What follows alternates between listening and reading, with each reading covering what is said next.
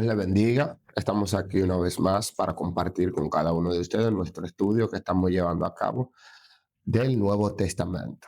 Hemos tenido todo un recorrido por el Nuevo Testamento, hemos visto el canon, hemos visto las partes del canon, el mundo religioso del Nuevo Testamento, y ahora estamos en la sesión de los libros. En el video pasado hablamos de Mateo. Gloria a Dios, estuvimos viendo su contexto político, geográfico, la fecha en que se escribió o que regularmente se entiende que se escribió y todas estas cosas que nos ayudan para entender, por ejemplo, a quién le escribió y sabiendo a quién le escribió el lenguaje con la cual se le habla a estas personas y la idea central que el escritor de Mateo tiene por estar escribiéndole, que él escribió específicamente a los judíos. Muestra a Jesús como rey y todas estas cosas. Así que vaya al video pasado, está aquí en este mismo canal. Estamos subiendo los estudios al canal Carlos Santiago. Todo lo que tiene que ver con la sesión de estudio lo estamos subiendo a Carlos Santiago. Ya los demás contenido, que hay un contenido nuevo titulado Leyendo con Carlos, en la cual allí estoy leyendo un libro titulado Se descifra el código judío de Perry Stone. Habla de 12 códigos o 12 enseñanzas judías que los ha llevado a catapultarse y muestra el éxito de ello a través de estos 12 principios. Pero ese tipo de contenido lo estamos subiendo en Tribu de Fe. Los dos canales lo estoy manejando. Solamente quiero tener un espacio, Carlos Santiago, para los estudios sistemáticos, serio, por así decirlo, y Tribu de Fe ya un, un contenido un poco más relajado, más suave, más dinámico, más jocoso, más divertido y todas estas cosas. Así que hoy estaremos hablando, o en este video estaremos hablando de Marco. Estaremos haciendo el estudio de Marco. Recuerden que ya estamos en la sesión de los libros del Nuevo Testamento. Ya hicimos un recorrido de introducción del canon. Ahora estamos en los libros del Nuevo Testamento. Vamos con Marco, luego sigue Lucas, después Juan, Hechos, Romanos, Primera, Segunda de Corintios, y así sucesivamente. Estos son estudios breves que le estamos dando la pincelada del autor en el momento en que se escribió, su contexto político, geográfico, para que usted pueda entender un poquito del por qué Mateo escribe de una forma, Marcos escribe de otra, Juan escribe de otra, porque si son sinóticos, eh, eh, perdón, al ser hipnóticos hay que verlos juntos, pero cada uno habló de su perspectiva. Uno habla de que fue un endemoniado, otro dice dos endemoniados o varios endemoniados. Entonces, cuando tú ves las perspectivas, el enfoque, en la cual cada uno habló, entonces tú entiendes de que no hay choque en la escritura, sino que cada uno habló de su perspectiva, cada uno habló a un público diferente, cada uno habló en un lenguaje diferente. Y por eso es que en ciertos escritos usted encuentra ciertas diferencias. Al estudiarlo, al ver todo el contexto general del libro, entonces usted se da cuenta que hay inclusive personas que dicen, pero la Biblia se contradice. No, no, no. Cuando tú le haces la exégesis correcta, cuando tú le aplicas la hermenéutica correcta, te das cuenta o te das de cuenta de que como cada uno le habló a un público diferente y como cada uno tuvo unas perspectivas diferentes, entonces por eso es que el enfoque a veces varía o el, la historia puede variar un poco, pero no es que hay contradicción en las escrituras. A ver, ya el haberle comentado esto, vamos a entrar de serio en el Evangelio según Marcos. Miren, usted tiene una Biblia y la Biblia usted va a leer y dice San Marcos, San Lucas, San Mateo. Esas Biblias fueron escritas, redactadas, traducidas por la Iglesia Católica. Entonces, a la Iglesia Católica, todos estos apóstoles y discípulos le ponen el adjetivo alante de santo. Eso es lo que significa es Santo San Marcos, o sea, Santo San Marcos, no, qué redundancia. Santo Marco, Santo Juan, el Santo eh, Lucas, y así sucesivamente. Lo que significa es santo, porque como fue traducida, escrita o traducida por los católicos, entonces ellos utilizan el concepto del santo alante. Gloria a Dios. El autor del libro de Marcos, porque estamos estudiando Marcos, es Juan Marcos, conocido con el nombre de Juan Marco, compañero de Pedro y de Pablo. Marco estuvo de misionero, por así decirlo, en su momento con Pablo, luego se dividió y luego continuó con Pedro, basado principalmente en los testimonios del apóstol Pedro. O sea, esta información la obtenemos del mismo Pedro, en Primera de Pedro, eh, habla acerca de Juan San Marcos, da unos detalles de él. En cuanto a su identidad, dice que Marcos fue discípulo de Pedro, quedó con Pedro, esto lo vemos en Primera de Pedro 5:13. Su madre María tenía una casa donde se reunían los creyentes. En Primera de Pedro 5:13 da este detalle. Él habla acerca de Juan Marcos, que se reunían en la casa de la madre de este, y era una casa de oración. Ellos se reunían allí. Recuerden que los discípulos tuvieron muchos colaboradores y colaboradoras que prestaban sus casas, sus hogares, porque en ese entonces todavía no había iglesia, sino que eran en casas que se hacían las reuniones, que se predicaba y que se adoraba al Señor en esos momentos. En Hechos 12:12 también vemos esta información. Aunque no fue apóstol, tuvo acceso directo a testigo del ministerio de Jesús. Recuerden que cuando nosotros estábamos estudiando el canon, uno de los requisitos para evidenciar de que una escritura fuese aceptada para que sea puesta en lo que es la Biblia como parte de las escrituras verdaderas de Dios, es que debía de ser escrita por un apóstol o por alguien cercano al apóstol. Entonces, Marcos no fue un apóstol, pero estuvo cercano al apóstol Pedro y Pablo en su momento. Gloria a Dios, o sea que estuvieron de cerca. Los datos que recopiló fueron de Pedro, de Pablo, y mientras él trabajaba con ellos en las misiones y estas cosas. El propósito del Evangelio es presentar a Jesús como el siervo sufriente, destacar sus acciones más que sus discursos, mostrar que el Hijo de Dios vino a servir y dar su vida en rescate por muchos. El propósito de Marco es presentar a Jesús, gloria a Dios, como el sufriente, como el que vino a sufrir por la humanidad, como el que vino a restaurar la humanidad a través de sufrimiento y que vino a servir, no a ser servido.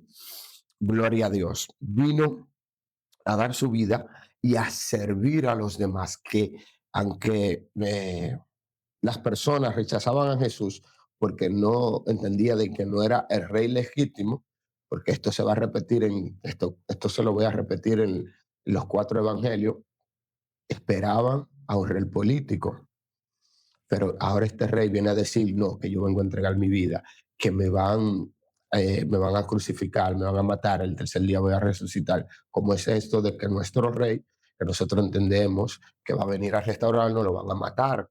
Gloria a Dios. Entonces, Marco lo que está haciendo aquí es diciéndole, mire, este es el rey, este es Dios, pero vino a servir, no a ser servido como rey, sino a servir a los demás, a restaurar la humanidad, no como nosotros teníamos pensado en nuestra cabeza de que venía el rey según un orden político. No, este viene a servir, este viene a restaurar vidas, este es nuestro siervo sufriente. Gloria a Dios. Fecha y lugar de redacción. Usted sabe que esto varía la fecha.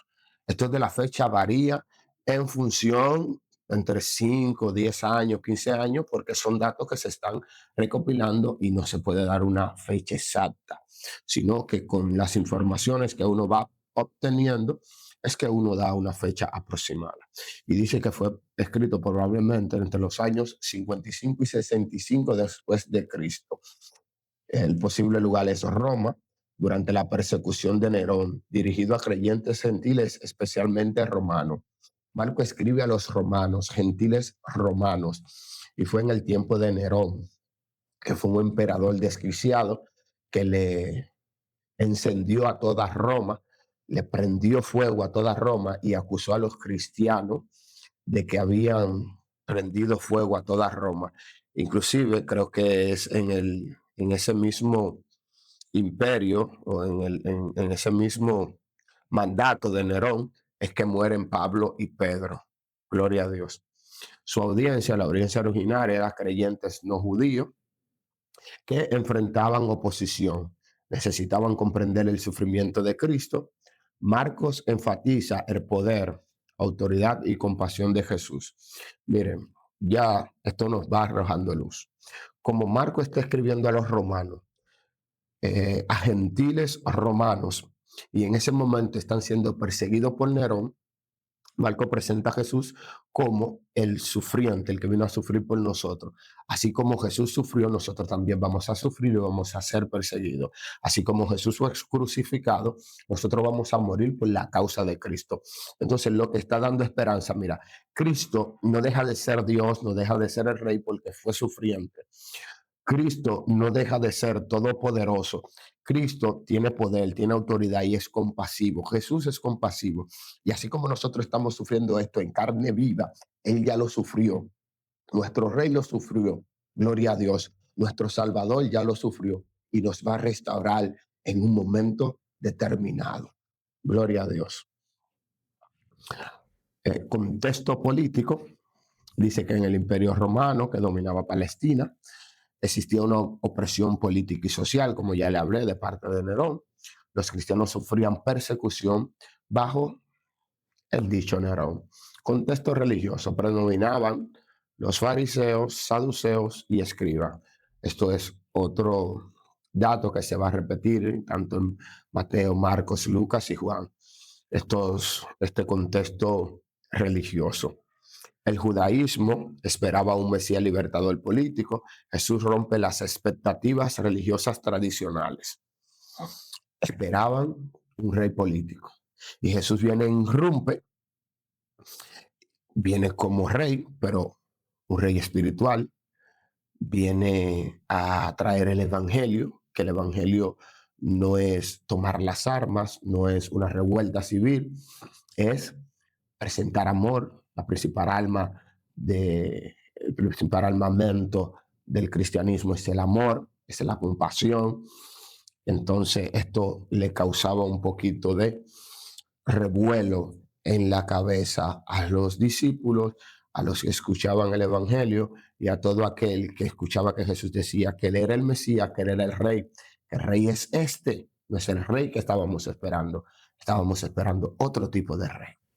Gloria a Dios, por eso es rechazado, como hemos hablado en todo este estudio. Contexto geográfico. Eventos desarrollados principalmente en Galilea y en Jerusalén. Marcos resalta el movimiento constante de Jesús, el movimiento constante en todas estas aldeas, en todas, gloria a Dios, Jerusalén. El evangelio comienza en Galilea y culmina en Jerusalén con la cruz. Recuerda que Jesús vino a salvar a todo mundo. Entonces Jesús llevó su evangelio, llevó la prédica de la palabra a toda el área que pudo. Características literarias. Es el evangelio más corto, 16 capítulos. Uso frecuente de la palabra inmediatamente. Usaba mucho la palabra inmediatamente. Estilo dinámico, enfocado en la acción y los milagros. O sea, Marcos presentaba o hablaba de una forma dinámica y enfocado a la acción, que presentaba que Jesús de una vez iba a accionar, a hacer el milagro, a ayudar al que iba a ayudar, a resolver, siempre en acción, siempre dinámico. Su estructura general, la estructura general, como está compuesto, dice que habla del ministerio de Galilea desde el 1 hasta el 9, camino hacia Jerusalén desde el capítulo 10 y 11, pasión, muerte y resurrección de Jesucristo desde el 12 al 16. Miren, la estructura de Marcos es, según estaba leyendo un escritor, no me acuerdo el nombre de él, según estaba leyendo, la estructura de Marcos es como una saludación y una pequeña introducción, saludación, y luego como que presenta el Cristo sufriente como la pasión de Cristo, como que casi la mayoría de los capítulos presenta que la verdadera pasión de Cristo, presenta a Cristo como eso, como ese sufriente desde el principio de sus capítulos y sus mayores capítulos, no como los demás que pueden hablar de ciertos milagros, de ciertas cosas que hizo Jesús, a ciertas aldeas que fue. Marcos se enfoca directamente en el sufrimiento, en la trayectoria, en el enfoque hacia la cruz desde un principio. Imagen de Jesús en este libro, Jesús como siervo obediente y hijo de Dios. Oye este símil, siervo obediente y hijo de Dios. No simil, la palabra no es simil, sino esta conexión que presenta Jesús.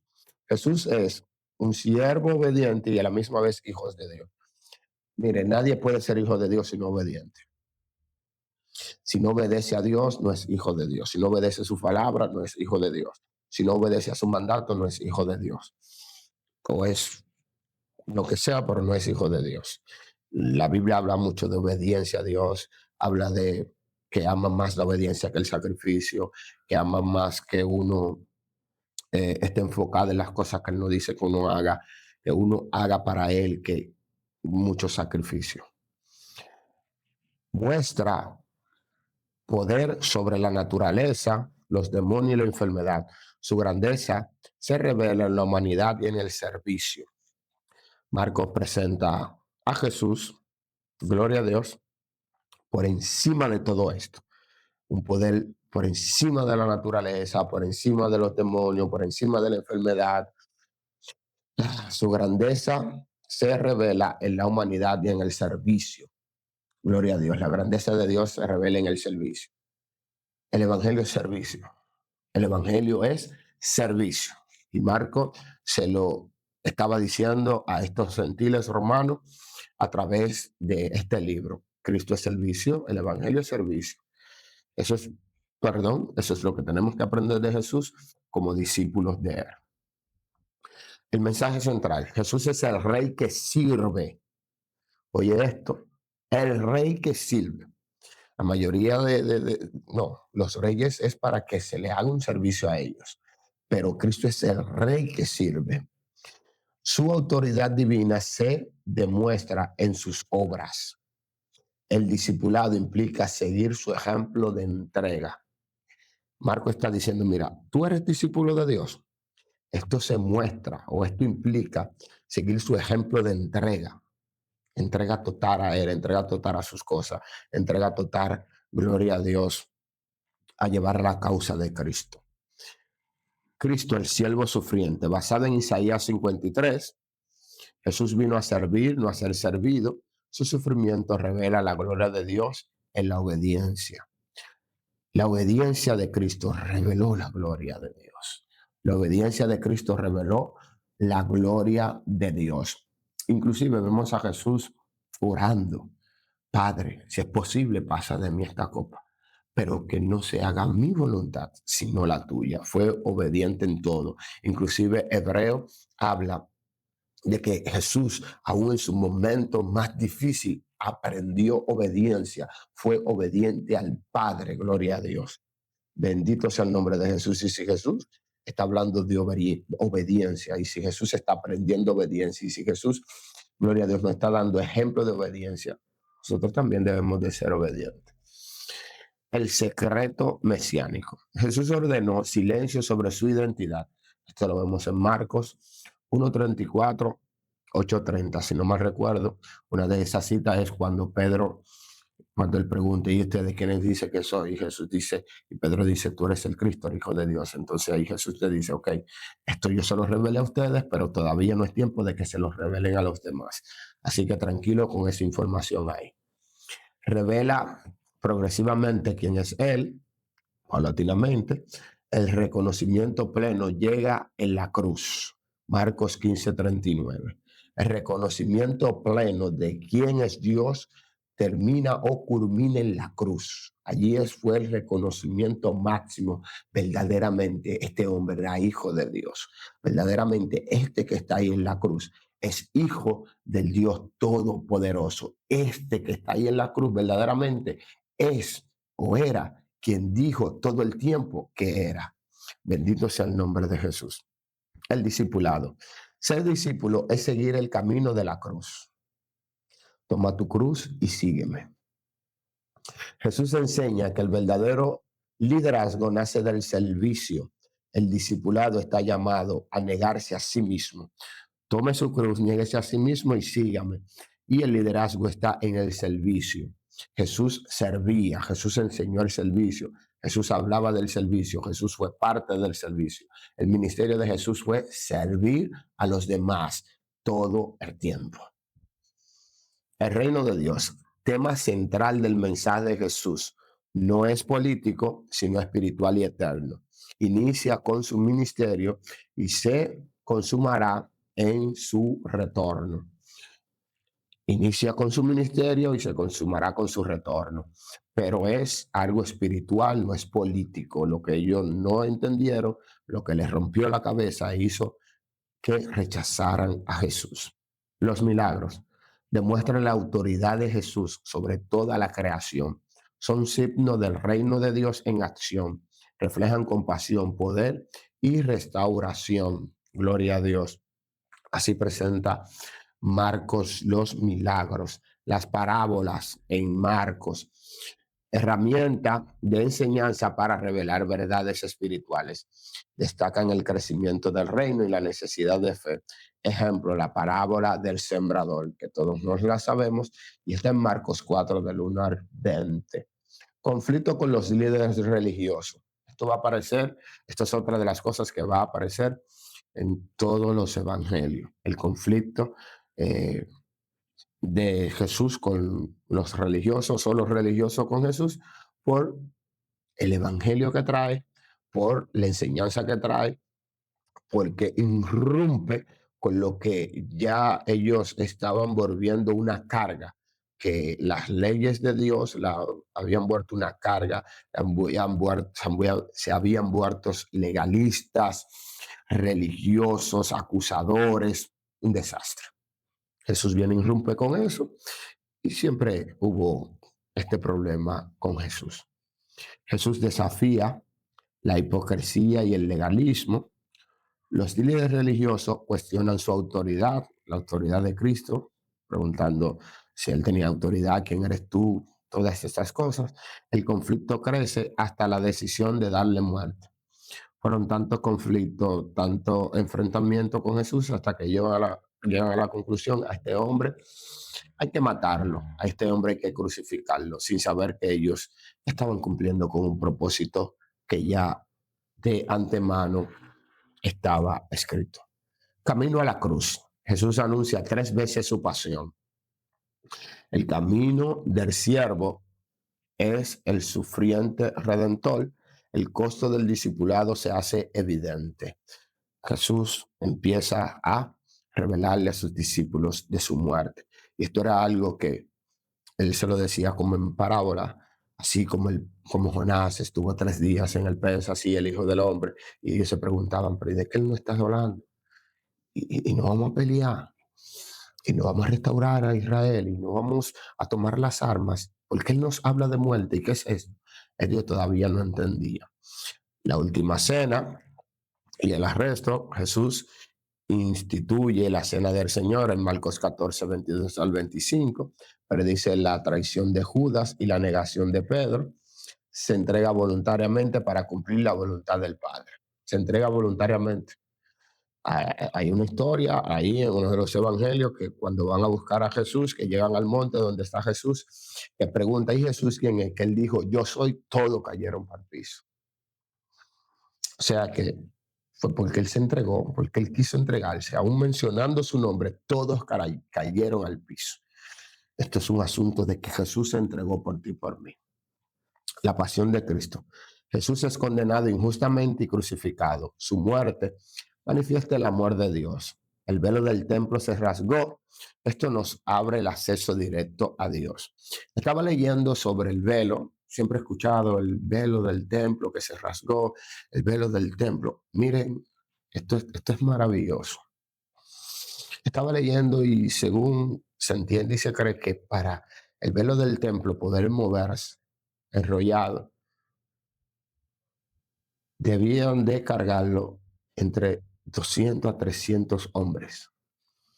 Y era con un grosor de un páramo. El velo de un páramo venía siendo unas 5 o 6 pulgadas, 4, 5, 6 pulgadas. Imagínense el grosor de eso. Y que cuando el velo se rasgó, cuando el velo se rompió, no se rompió de abajo hacia arriba, sino de arriba hacia abajo. No es el hombre buscando a Dios, es Dios buscando al hombre todo el tiempo, desde arriba del cielo hacia abajo. La presencia que nos introduce a la presencia, que nos hace pasar a la presencia de Dios, es el mismo Dios rompiendo el velo desde arriba hacia abajo, desde Él hacia nosotros. Gloria a Dios, aleluya. La resurrección. El sepulcro vacío afirma su victoria sobre la muerte. Las mujeres son las primeras testigos. Jesús envía a sus discípulos a predicar el evangelio. Gloria a Dios. Las mujeres son las primeras que encuentran este asunto de la tumba vacía y ellas son las que van a comunicarle a los demás. Hay un chistecito por ahí sobre esto, de que porque primero que se dan cuenta, las primeras que se dan cuenta de que Jesús resucitó porque fue una mujer. La gente dice no, porque la mujer es más comunicativa. Las mujeres fueron y lo regaron a todo el mundo. Si es un hombre, se queda medio callado, lo dice de medio despacio, pero dice que las mujeres desde que salieron de la tumba, o sea, regando, goceando. El amado ha resucitado. Pero mírenme, yo creo que cualquiera que hubiese encontrado ese evento ahí va a volver y va a regresar diciendo la tumba está vacía. El ángel me dijo, el ángel me habló, el Mesías vive. Mire, nadie se iba a poder contener con esta información. Ya para ir cerrando, Marcos y los otros evangelios. Marcos es fuente principal de Mateo y Lucas, lo que le decía al hablarle de Mateo, que se cree que Marcos es la fuente principal, el primer libro que empezó a circular entre ellos fue Mateo, el primer libro escrito, pero se entiende que el primer libro documentado, no escrito, el primer libro escrito se cree que es Marcos, pero el primero en distribuirse se cree que es Mateo y que se tomó información del libro de Marcos, tanto Mateo como Lucas. Esas son hipótesis. Gloria a Dios. Su enfoque, acción y poder complementa la visión más doctrinal de los otros evangelios. Esto le da el complemento doctrinal a los otros evangelios. En conclusión y aplicación, Jesús, el siervo que reina, nos llama a servir. Este marco siempre está hablando del servicio, del servir a otros. El Evangelio de Marco invita a un discipulado activo, invita al discipulado activo, al servicio, a llevar el Evangelio. El poder de Dios se perfecciona en la humildad del servicio.